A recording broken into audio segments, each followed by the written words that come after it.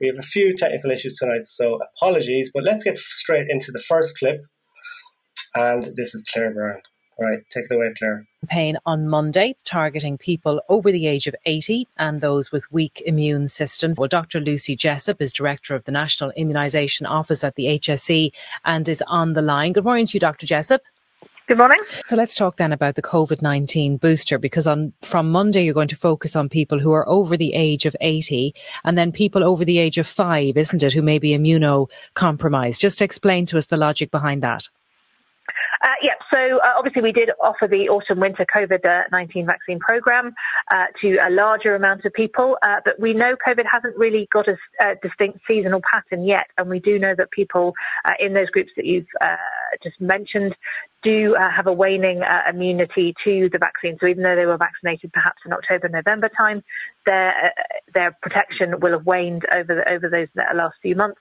And that's why we're offering them another chance to be protected now, because we do still have COVID in the community and we are still seeing cases and indeed hospitalisations and deaths occurring from COVID in those people. And we do know it's those older people and people who have a weak immune system that are particularly vulnerable. So that's why we're offering this programme now to that smaller group of people who may, even though they've had a vaccine in the autumn, it's important they come now and get this vaccine. Now, there may be people who are not over the age of 80, but who are living in a residential care setting. Will they be offered a COVID booster? Yes, so they're being offered as well, but it is the HSE staff will be going around those homes as they have done before to offer those vaccines. They don't really need to worry about that. That will be taken to them, as it has been in the past. But it's those people who are over 80 living in the community and those people with a weak immune system that we're sort of really trying to target with this information now. But in the general population, you're not offering a COVID-19 booster to people who might feel better protected if they had it? I think at this time, no, because we know that protection for people who are younger and who have good immune systems, that should last much longer than that 6 months. So they should be protected until we're probably going to be offering another vaccine, depending on NIAC advice in the autumn-winter programme. And is there much COVID around at the moment? So this year so far, we've had 6,500 cases notified, and indeed there are still cases being notified this week, and it has actually slightly increased from last week. So cases are still being notified. People are unfortunately still being hospitalised, and there are still deaths being reported as well. OK, so if anyone wants more information on the vaccination programme, the HSE website, Lucy, is the place to go, is it? Yeah, absolutely, yes. Of course it is, absolutely, the HSE website. And is there much COVID around at the moment? Because, you know, if there is, I better get out to that shed at the back of RTE again, like. Remember that? Yeah. For 2 outings, supposedly in our garden shed. But anyway, so she says that's for the over 80s and for children who have weak immune systems. So that's who this rollout is for. And no discussion whatsoever on the safety or efficacy of the vaccine. That didn't come into it. Never is. I'd like to know what kind of doctor Lucy Jessup is. She's probably just a professor like Luke O'Neill, not a medical doctor. Who knows? But well, it was just like, I mean, to be honest, it sounded like a state-sponsored kind of drug-pushing sales pitch, basically. You know, it was just like, come on to the radio, come on to the national broadcaster and just sell your dodgy products there. I won't ask you any hard questions, don't worry. Well, this Dr. Lucy Jessup says that unfortunately there's still deaths due to COVID-19, but it was reported in the media in the last week or so that there was no excess deaths during the so-called pandemic. This is the official bottom line now, is that there was no excess deaths during that time. And this is backed up. We already knew this because we wrote to the CSO in 2022 and we asked for how many deaths were notified to the CSO between 2020 and the first 3 quarters of 2021. And they wrote back and said that there had been 68 deaths recorded in 2020 related to COVID-19 and 88 deaths recorded or notified to the CSO in the first 3 quarters of 2021. So all these reports of thousands upon thousands of deaths, and this death count we had every day on the news for a very long time, which terrified the life out of elderly people. It turns out that nobody really died of COVID-19 if their own official statistics are to be believed. Yeah, I mean, they might make the argument that, that's because there's no excess deaths because that's because of all the measures that we put in place, and we did, such a great job on that. But no, because you look at Sweden, who didn't put in any of those measures, didn't have any regarding lockdowns or anything like that. And again, same story there. But where did all these numbers and figures come from then? The likes of Paul Murphy, I heard him say there recently that there's been something like 2,000 COVID deaths in the last few months alone. So did people die or did people not die? You're saying that there were no excess deaths. There's excess deaths now that haven't been explained that aren't to do with COVID, but there was no excess deaths at the time. Yeah, right. So there she is. She's pushing the vaccine again, the booster.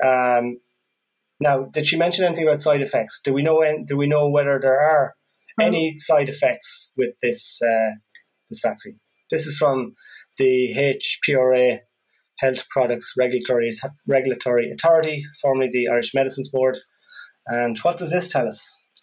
So, up until this month, they've received 21,168 reports of adverse effects, suspected adverse effects relating to the COVID-19 vaccine. Mm-hmm. And it's important to note that we know only between 1 and 10% of adverse events get reported because they've made it so cumbersome and time consuming for doctors to make these reports to the HPRA. So the real number is likely higher. Mm-hmm. Much higher, yeah. And in the United States, I believe the side effects reported to VAERS in relation to the COVID-19 vaccine, there's more side effects reported in relation to that vaccine than all other vaccines put together. Combined. In the history of vaccines in the United States. That's crazy. And I think crazy. Claire, now we have to be fair to Claire. She might be affected by long COVID and maybe have some memory problems. And she might have forgot to mention that Pfizer have been in trouble quite a few times recently, as recently as last month, in fact. I have a few notes here. I don't want to forget any of this because it's very important. So I'm going to read from my notes.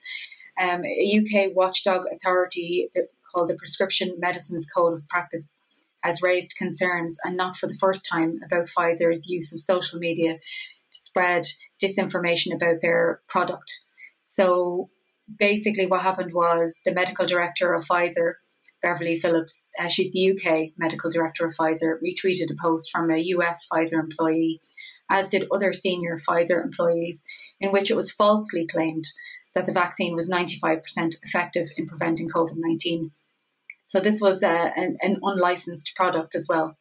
The watchdog has claimed there's been, quote, misbehaviour that was even more widespread than they initially thought and extended right to the top of Pfizer.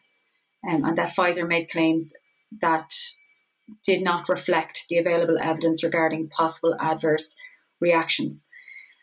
So Pfizer were in trouble in 2022 for pretty much the same thing. Their CEO, Albert Bourla, who is good friends with Ursula von der Leyen, said pretty much the same thing about the COVID vaccine in relation to children in terms of safety and efficacy. Pfizer have said they're very sorry about this, about what they've, which is, I'm sure, great consolation to anybody who has died from taking this product as a result of these claims. Yeah. And even though they're sorry, they're appealing the ruling, and the ruling was that they acted illegally. But they have formed Pfizer about this kind of thing. In 1996, they trialled a meningitis drug called Trovan on Nigerian children, vulnerable, poor Nigerian children. And it was an illegal trial. And when children started to die, they continued with the trial, and 11 children in total died and dozens more were left permanently disabled.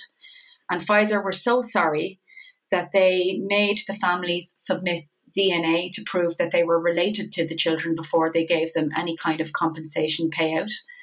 And as far as I'm aware, they've only paid compensation to 4 families so far, and they gave them $175,000 each, which sounds, like a lot, and might be a lot to a poor family, but they've lost their child or their children, and 175,000 is nothing to Pfizer. Yeah, absolutely. And I think it's a case where they factor all this in before they launch certain drugs. They factor in, what claims, what legal claims there might be against them. And is it worth their while doing it? And most of the time it is, with the amount of money they bring in. It's worth it. They can settle these cases and they can still make huge profits. Yeah, they could be charged a couple of $100 million and it doesn't mean anything to them. Yeah. And can we just say, in regards to the radical left, the likes of the Paul Murphys in the country, they totally supported Pfizer during the rollout of the vaccine, and they pushed this unlicensed, unapproved experimental jab on behalf of these communists pushed this jab on behalf of, this capitalist corporate structure. And they, as far as I'm concerned, they condone this experimentation on black children, vulnerable black children, people who they claim to defend. Yeah, for sure. He's a wrong one.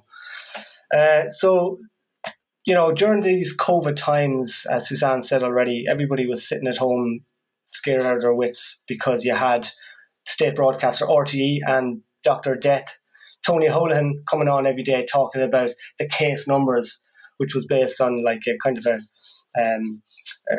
the PCR test, which was being misused.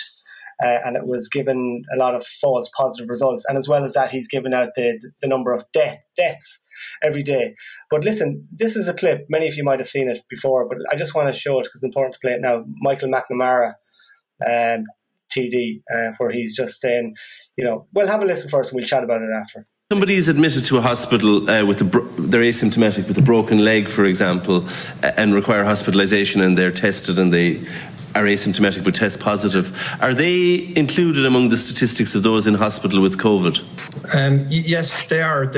If they have tested positive, then they're... Okay, so even though the reason they were admitted may not have been COVID, they may have been admitted with a broken leg or a heart attack or something unrelated to COVID, they are classified as being in hospital with COVID. They're included in the stats of those who are hospitalised with COVID at the moment. They are included in the surveillance statistics, yeah. Great, thank you. And they're the statistics that are relayed at the daily press conferences. Yeah, okay, thank you. That's right. So, as Michael said there, you could have had a broken leg or something like that, and you wouldn't have had any COVID symptoms or anything like that, but you would be included as one of the COVID cases.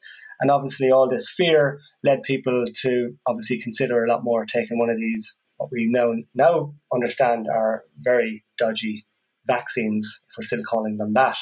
Yeah, we know as well that they were testing people, like let's say a person was in hospital for a week and they got tested 3 times during that week. That would be put down as 3 cases instead of 1. Right. Yeah, so inflating the numbers as well that way.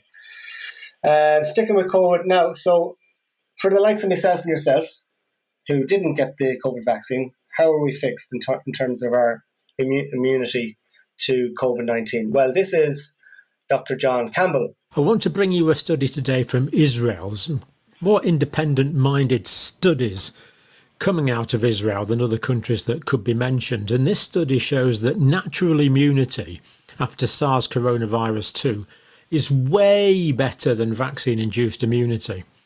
In fact, what they were able to do in Israel, they were able to get 2 groups. One group that had had the infection but not been vaccinated. Another group that had the vaccine but had not been infected. Of course, many people had had both, had had so-called hybrid immunity. But they had this group of people who had been infected but not vaccinated and vaccinated but not infected. Therefore, they could compare the 2 directly. And the people that had the natural infection, they found that they were 13 times less likely to get reinfected. So natural infection working 13 times better than vaccine induced immunity. The natural infection way better. When it came to symptomatic infection, people that had the natural infection but weren't vaccinated were 27 times less likely to get symptomatic infection compared to people that had been vaccinated but had not had the natural infection. So this study in Israel is able to tease out the pure vaccine immunity, the pure natural immunity, and finding the pure natural immunity is 13 and 27 times better than the vaccine-induced immunity. That's for us and people like us who didn't get the vaccine, 13 and 27 times better with natural immunity than immunity from these vaccines. And then obviously there's all the side effects that we spoke about already.